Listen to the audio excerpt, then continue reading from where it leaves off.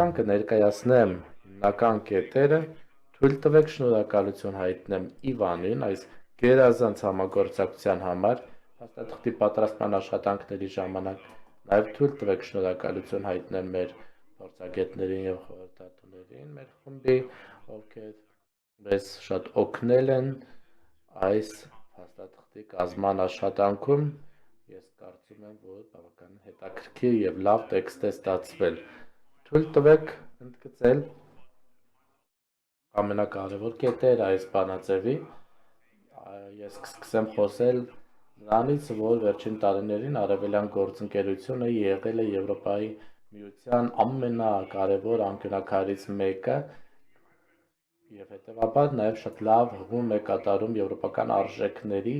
հանուն ինտեգրացման եւ աշխարհաքաղաքական ճնշումների դեմ պայքարի մի ժամանակ, երբ որ կա պատերազմ, անկայունություն,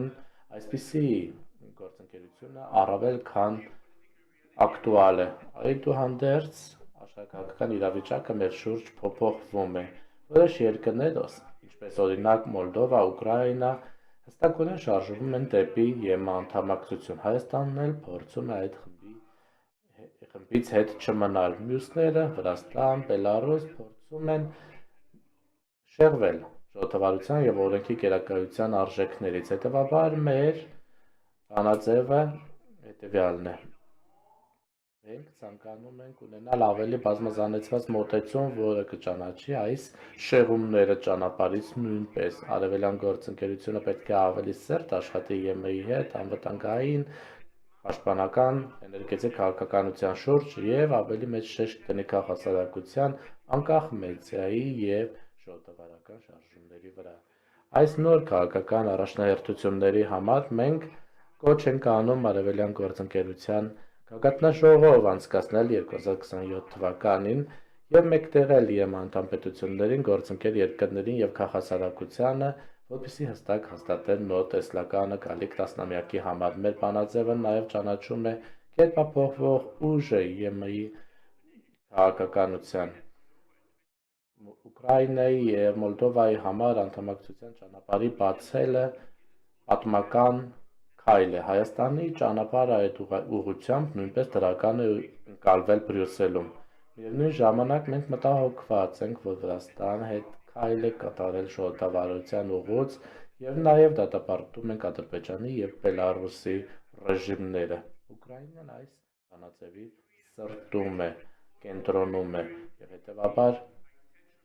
նրանց տարածքային ամբողջականությունը շատ կարևոր է, որպեսզի Եվրոպայում լինի խաղաղություն եւ կայունություն։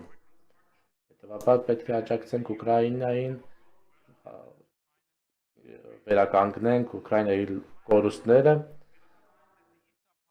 եւ վերջապես մենք պետք է ընդգծենք, որ Արևելյան գործընկերությունը պետք է նաեւ ֆինանսավորված լինի հաջորդ շրջանում եւ հետեւաբար հստակ ֆինանսական աջակցությունը շատ կարեւոր է օրենքի գերակայության, քաղաքասարակության եւ ապատերգատվության դեմ պայքարի բարեփոխումների համար եւ հետեւաբար պետք է վերանայել բյուջետային կրճատումները, եթե մենք լուրջ ենք ընդունում մեր հանձնառությունը։ Հարգելի գործընկերներ, Արևելյան գործընկերությունը պետք է վերածվի ռազմավարական գործիքի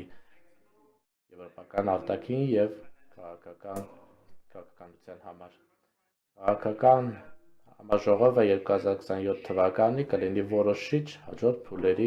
կերտման եւ ձևավորման համար։ Բոլոր նրանք, ովքեր կպաշտպանեն եվրոպական արժեքները, կստանան մեր աջակցությունը, իսկ ովքեր դրանք չեն գնահատի, կարժանանան հետևանքներին։